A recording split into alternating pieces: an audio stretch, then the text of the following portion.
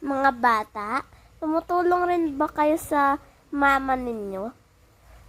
Nung dati-dati po tumulong ako kay mama, maglinis nitong artificial flowers para maganda naman silang tingnan. Mga pang design para maganda naman yung bahay. Para ma-bloom naman yung bahay. Meron naman siyang iba-iba colors. Ayun po, may isa pa po doon. Sinampay ko na.